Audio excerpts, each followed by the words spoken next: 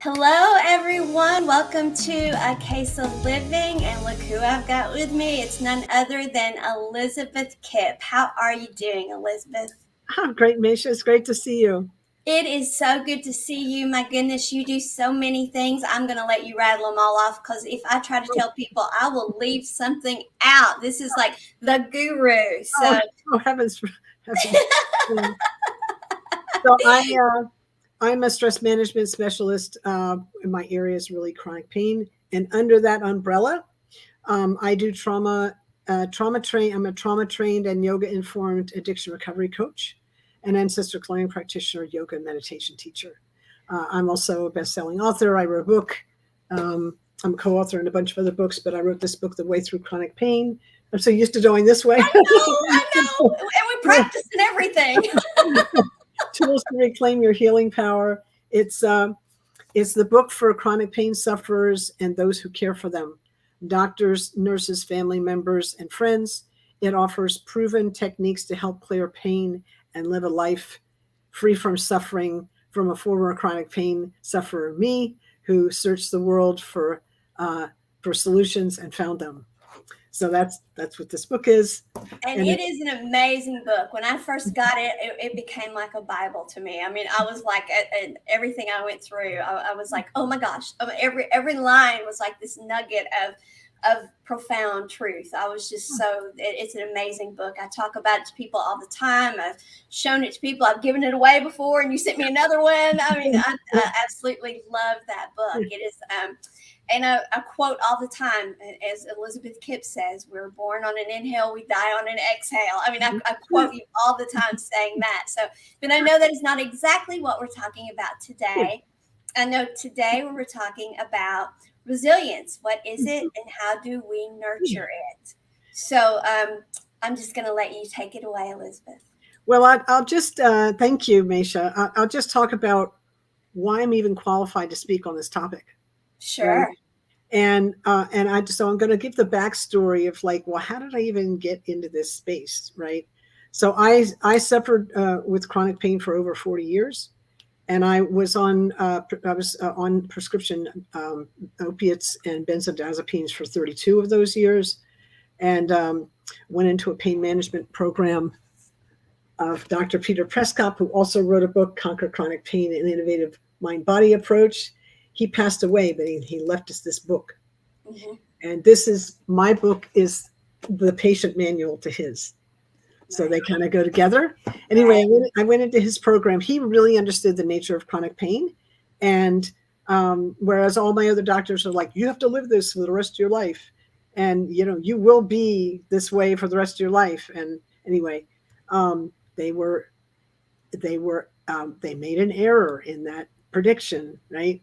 Anyway, Dr. Peter showed me how to clear it. So I walked in there with 40 years of chronic pain and walked out 52 days later with no pain. Yeah. And I wasn't the only one. He had a 94% success rate.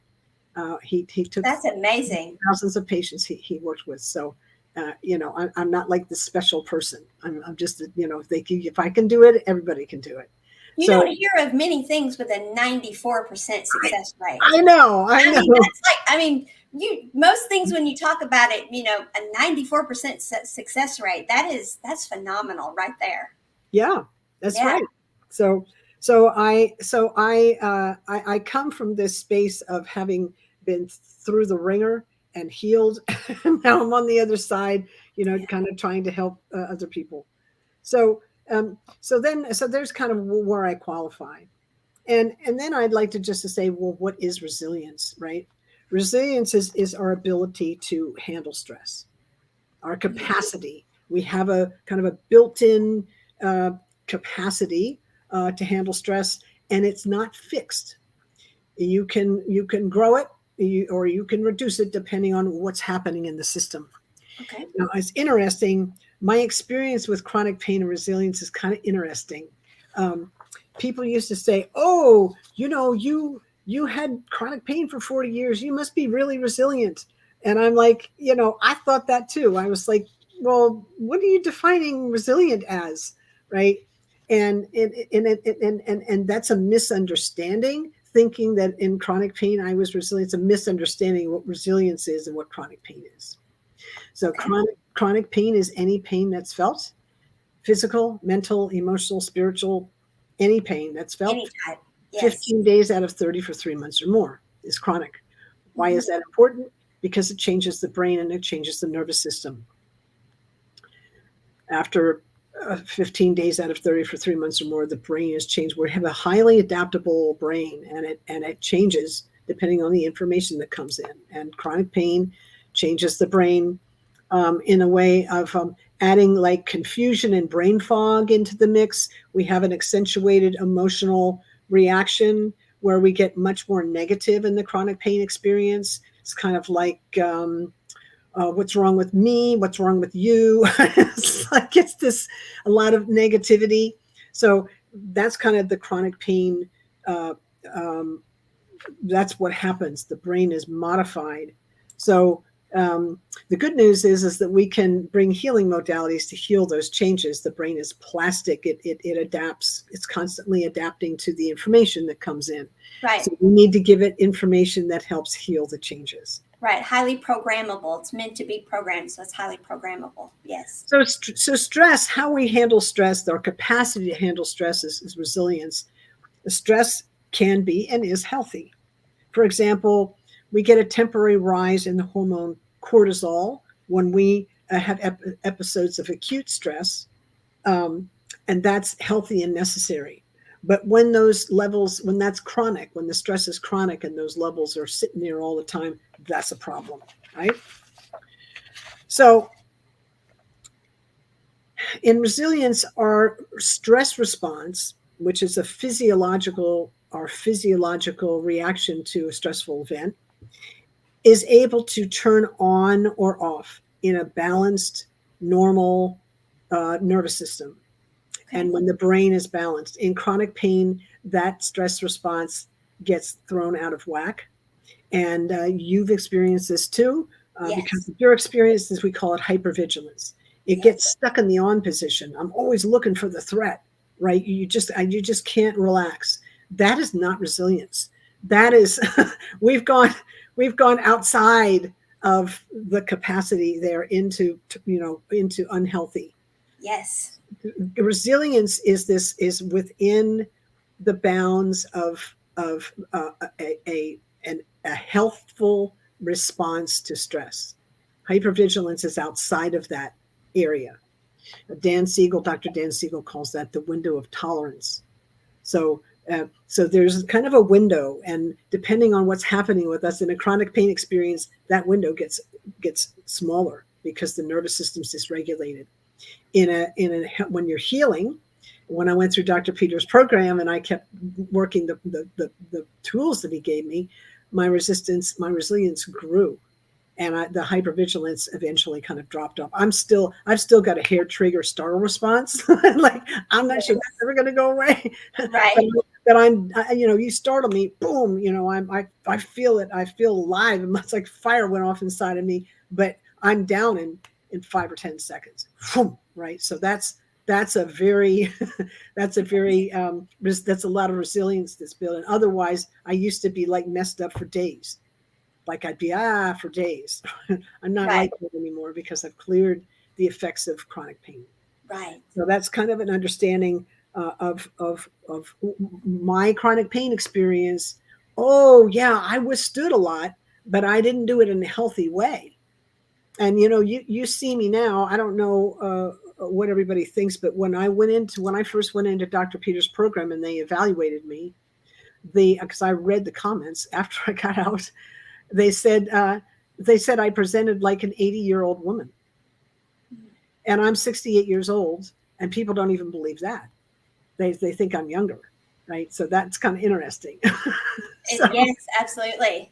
but that's an example of where I was and where I am, Right. and how the tools that I use help me build resilience, right? Right. Um, so here are a few examples of. So I was just going to say, resilience is not about grin and bear it. It's not about that. It's not about pushing through either. It's not about that. Those were my two. Those were my two. I mean, and I was so proud of myself that I was able to grin and bear or push through in Yeah. spite of all the chronic pain and everything. I was so proud. But you're absolutely right. Yeah. Those were coping mechanisms that were above and beyond and way outside the scope of, Outside the window. yeah, way outside. Yeah. And why I was in such chronic pain is because I was doing all of that. I was Well, allowing that and doing all of that. it, Yeah. it was why it was the heal. It wasn't healing. It You wasn't know? healing. Right. Right. So when we deal with stress and we go into a defensive, protective posture, we're no longer responding in a resilient way. Yes. We're reacting and we're not operating from resilience. We're doing this and pushing through has got this posture, Yeah. right? Yeah. And grin and bear it has this posture. It's not like this. It's not Yeah. like that. So, you can feel the energy of it, right? It's good we're on Yes. videos because people will understand that energy, right? Yeah, I can feel the memory in my muscles. I can feel them, doing that. Yeah, Yeah. we know what that feels like. We're not going to go there, but we can give you a preview of what that was like. And I'm like, no, relax. We're not doing that anymore. So Breathe, right? yeah, absolutely. No. We don't do that anymore. Yeah. So here are a few examples of protective rather than connective or resilient behaviors. Okay. We're either protecting or connecting. We can't do both at once. It doesn't work Okay. like that, right? Okay. The brain on chronic pain is a protective situation. Addictive behavior patterns. I keep doing this thing and I can't stop it, right? That's a coping strategy that's gone a little bit haywire, maybe a lot haywire, right? It started out as a coping strategy. Now it's like just an unhealthy freaking thing, right? Pushing through, blaming, shaming, irritability, and anxiety. Again, brain on chronic pain. Isolating, and even people pleasing. It's another version of a nervous system that's gone into this fight, flight, freeze, fawn mode. Even people pleasing is the fawn part. So, how do we switch from protective, defensive to connective? How do we do that? The idea is to we'll bring in the breath as a practice. There are practices you can do, but the most important one that I can teach everybody today is just a long, deep breath. So you'd sit evenly on both sitting bones, hands comfortable, straighten the back and relax the shoulders back and down and raise the heart. So you have access to the lung. Bring the chin in just a bit so the back of the neck is flat. And then as we take a breath in, we're going to fill the belly. And then as we exhale, we're going to use the abdominal muscles to push the air in and out on that exhale. And take a nice big inhale. Fill the belly. And nice long exhale, using the abdominal muscles there at the end to make sure you have a full exhale. And a full inhale. And a full exhale. Now relax the breath and just notice how that feels. That was just 3. Mine might a little bit deeper and longer than yours because I've been at this game for a while. Did you notice anything there, Maysha, just with 3 of those? I actually I feel shifts in my body whenever and I actually feel a shift this way, which is like me relaxing. So yeah. Interesting. Yeah. Okay. So that's one way. Now, notice I didn't hold the breath at the top or the bottom. So important in this space because so many of us, especially these days, there's so much fear in the collective, energy out there. And who knows what's happening in your private life, but there's like both, right? So holding the breath, then what do we do when we get afraid? We hold the breath. Hold. So we don't want to do that. We want to just nice round breath. We inhale, go to the exhale, go to the inhale. Don't rush, but just take your time and a nice, I call it a nice rounded breath. So we're not holding the breath. We're not telling the nervous system, oh, we have to look out for something. We're not even going there. We're just nice and even. And I'm telling you something, I'm going to give you guys an assignment, a challenge if you're up for it. 11 minutes of that every day is a game changer. It'll change your life. It'll 11 change your life. minutes of it. Yeah. If you can, and you can put on a little mantra music if you want to kind of, help the mind kind of calm down. But um, I just, so that's how we change from defensive, protective to connective. We use the breath. There's other practices, and I teach trauma informed yoga, so I could take you into that space in a class. But that's the one I want to teach everybody here. So important. So the idea is we want to remain in this window of tolerance, this space where however we're reacting, we're not going into hypervigilance and overreaction. Or if we do, we use the breath to come right back into that window. We recognize, we come to the point where we recognize and we self-correct. That's right. Yeah, right. That's right. Yeah. So the other thing is, we don't really understand why some people are born with more resilience, kind of as a baseline than others. But we do know that it's not a set point. It's a place to begin. It's kind of and we can work with it. So that's the good news. One of the benefits of, like we just kind of showed, one of the benefits of resilience is it helps you bounce back quicker when you've had some stress. Oh, yeah. When I first read Dr. Peters' book, remember I told you Dr. Peters' program I went to and wrote a book? Yeah. Yes. When I first read his book, he was still alive. And I read the part, page 69, I think, is the page that has a whole, he brings in resilience. And I'm like, he's saying people in chronic pain don't have resilience. I'm like, dude, what are you measuring?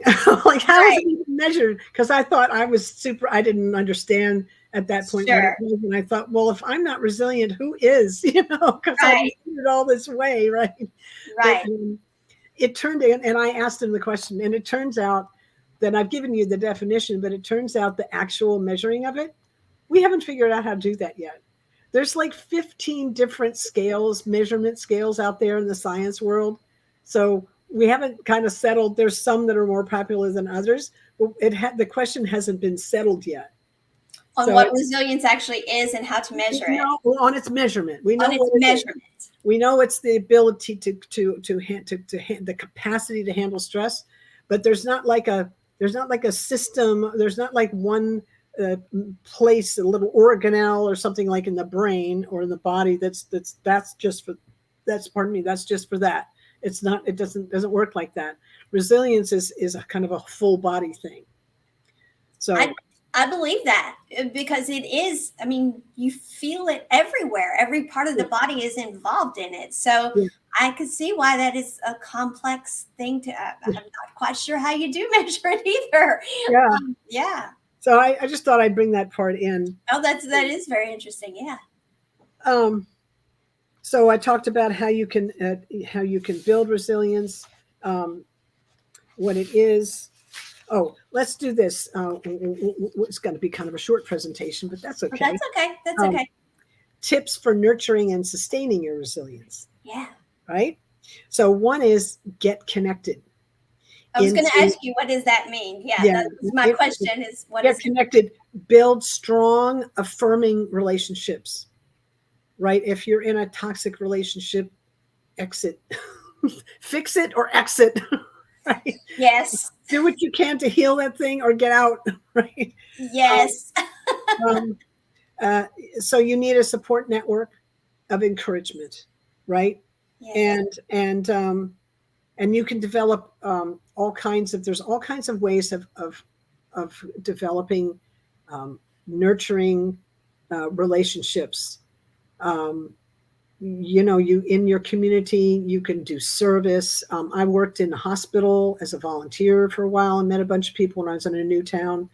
I was recovering from surgery, and they were like, when you get up and start walking again, I want you to be in the hospital, because they were worried something was going to happen. And so I was like, okay. And I met new people, and there's lots of places you can find a spiritual organization and work with them. parks and recreation, there's all kinds of ways you can support. Uh, you go to the library, go to the local library. There's all kinds of activities that kind of funnel in the library, and you can find connections that way too. So, and very important to find connections and not be isolated. Step into purpose, to do something that gives you a sense of purpose every day. Yes. And I'm going to say this because I have people that come to me and ask me, I don't understand my purpose. And this is my answer. Your purpose is to breathe consciously. Yes. Everything else comes from that. Yes. Now that some people are going to go, what is Elizabeth talking about? Well, I said 11 minutes, I put a challenge, 11 minutes, long, deep breathing, do it for 40 days. See what happens. Do it every day for 40 days and see what happens. It'll be a game changer. It brings you into the present moment. Yes. You're not in the past, fretting about the past. You're not worrying about the future or even thinking about, you're right here in the present moment. And you know what? That's where the information is. Absolutely. Your purpose will be right there for you, but you got Right. to be here first, right? That's why I say that. Your Yes. purpose is to breathe. Everything else comes from that. So Yeah. that's another important point. Uh, Learn from your experiences, right? So, uh, how many mistakes have I made today so far? It's barely 1 o'clock. It's a little bit after 1 here, and I started the day by breaking a dish. I said, boom. Oh, anyway, so and I made a bunch of typos, and I sent the wrong email out to the wrong person, and I sent an email out to the wrong person. I mean, so, but you know what? I learned from my experiences. Oh, go slower, right? Right. You're moving too quickly, right? Check your work, right? Whatever Right. the lesson is, whatever the lesson is. But Right. I I didn't call myself wrong. I called myself hurried. I'm not in alignment with the moment. And in Right. that case, oh, take your own advice, Elizabeth. Breathe consciously, Right. you know? So important. Learn from your experiences.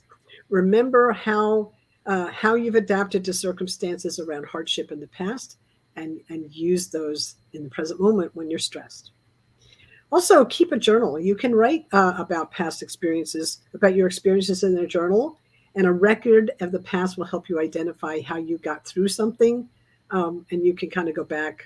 If you're stuck, you can always go back to your journal and see, well, how did I manage this before, kind of thing. Yeah. What was my cure, or my what was my win before? How did I do this before? How did I overcome it before? What was my positive decision before? How did I Yeah. make connection? How did I Yeah. connect even back into myself, Yeah. right? Right. Yeah. Stay in gratitude is another one. You can't change the past, but you can learn from its lessons and be grateful for what's here in the present moment, right? Right. And then take care of yourself. Look after your needs. Allow yourself to feel your feelings. Have fun. Move your body. Get plenty of sleep. Eat a healthy diet. Practice stress management techniques like yoga, qigong, meditation, prayer. There you go. That's kind of it in a nutshell. Um, it doesn't resilience doesn't remove your problems in life, but allows you to see past them better and live a more peaceful life. Live a more peaceful life. I remember even as a small child, I had this awareness that life was short. And I felt like I'm supposed to do something. And I even felt I had friends that they didn't like sleepovers with me because I didn't want to sleep a lot. I felt like I was supposed to be doing something. And for many years, I felt like sleep was a waste of my time. If I slept too much, I felt guilty. I felt like I was wasting my time. And so I have to watch that now. I'll find myself I'm tired and I know I need to rest. And I know, I mean, I talk this stuff all the time. And I'll tell other people, no, when you're tired, you need to rest. And I literally, I have to make that conscious choice, not just a conscious choice to rest, but the conscious choice to then listen to the conscious choice to rest. I mean, I have to layer it that much because I still have that innate programming from somewhere that tells me that taking the time to rest is somehow everybody else needs to do that, but you've got something you've got to do and you don't have time to. And so I'm still having to consciously choose to take the time and rest, or but I'm recognizing it and doing it. I pay for it when I don't. And so I'm learning just like you. I'm like, take your own advice, do what you know you have to do. And so because I get tired and then this isn't right and that's not right and that mistake happens and I'm hurting again. I don't feel well again. I'm foggy again. And so I have to make myself take the time and rest. And that is the things we get and where we get them from and all of that. That's why that's the boring part. That's why I bring that piece in, is that we our past imprints are influencing our present moment. Right. And I had that too. And a lot of chronic pain people, pretty much every chronic pain person that I've sat in front of, and there've been thousands of them, have this, I got to get to there. Well, one thing is they're not happy with their current experience. So they're trying to get into the next moment. And that's just going to bring more pain. But it becomes a habit, right? It becomes a habit. It does. It does. I know that as a child, my life was such that I wanted to get grown up and get out of where I was at. And so I really think that was it. I thought, well, I'm sure of it. I know that I just kept thinking, I just couldn't wait to be an adult and not be trapped in that where I didn't have any control. And then I found out that when you became an adult, you didn't have all that control either, because you still lived in a world where, you didn't control everything. But as a child, I thought, oh, when you're an adult, you don't have all that, well, guess what? You do. And so that was, if you will, the disconnect for me was, wait a second, when do I get to where I was like my parents, where they got to do what they wanted to, but that was the disconnect, because as a child, that's what it looks like. I know. It looks like the parents get to do what they want to do. But then when you become an adult and you find out it's not that, then that dream is shattered. And putting that back together, it's taken me, I'm only 57 now. It didn't take me long. That's all. But that was a huge disconnect for me. I remember I kept thinking, when am I going to get as smart as the adults were? When am I going to become the adult? And now I do remember realizing that the adults didn't know either, and the adults didn't have control either. But that was a big aha moment. That was not like a aha, but it was like a aha.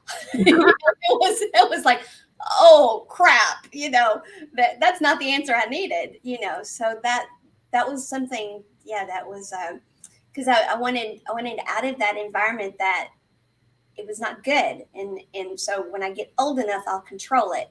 And I got old enough to, but no, you don't. That's not, you have to control from within. You have to find the peace within. You have to find the happiness within.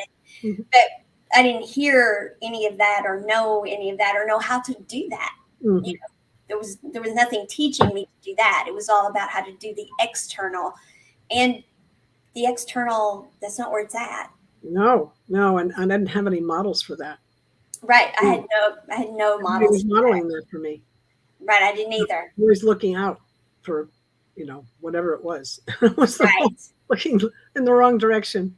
Right. Well, everyone around me, their coping mechanisms were, well, work all the time, be a hard worker. And then when you're not working, drink and play hard and, well, drink a little more and play a little harder. Right. And then a lot of sex with whoever, and drink a little more and play a little harder, and then go work some more so you have money to do all that again.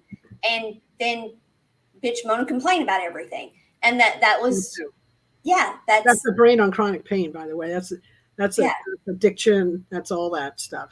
right, right. It's looking away from here. Yeah, it's not going within and finding what is Right. the issue and Mhm. fixing from within and coming from without. But yeah, it's only been in the past few years that I've come to understand, because that's a lot of stuff to unlayer and to figure out, because you've got all the pain that you're feeling. You know, there's a lot of layers there to get Mhm. to, especially when you didn't have any role models for that. So that's why your book and your work and getting the information out there is so Mhm. important, and being that for people and telling people this, because if it's not heard, if people don't know about it, then they're 57, and that's when they one day they're like, oh, wait a second, something about this isn't right, there's got to be a better way, or not quite. I mean, I found out sooner, but you know what I'm saying. But yeah, that is what connected is. And I love all the different ways you gave for people to connect, because we live in a world where we don't always know what being connected means. Oh, well, we're one or the other. We're connected or protected, Right. right?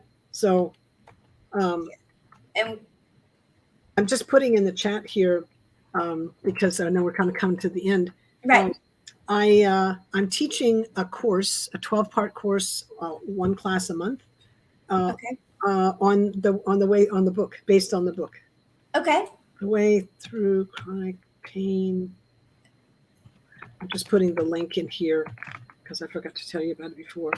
There it is. That's the Okay. link to get to the course if you want to take it. It's a donation based course.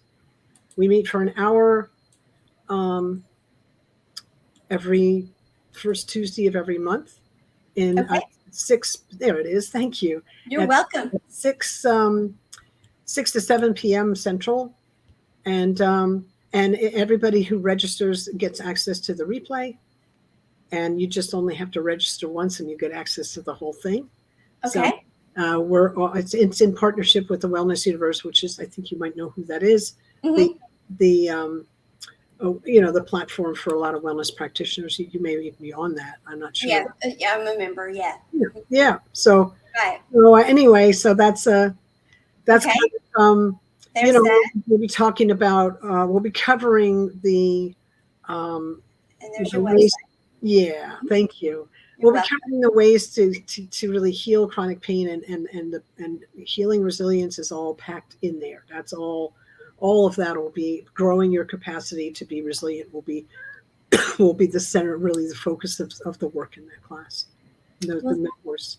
So anyway, yes. Well, thank you so much for being on. I appreciate it so much. It was a great topic, a wonderful topic, and just never get enough of what you have to say. It's always one good nugget after another. So thank you so much. And any, wondering if that's accurate. excuse me? I'm wondering if that's accurate. I'm just going to open that. I have a feeling, just for a moment, I want to make sure Okay. I actually wrote that correctly. Okay. I think the .com on the Bitly part isn't actually accurate. Okay. So it's bit.ly bit.ly / without the .com piece. Okay. bit.ly Yeah. / without the .com. Yeah. Uh-huh. Got that. Yeah. Okay. All Yeah. right. Okay. Sorry about that.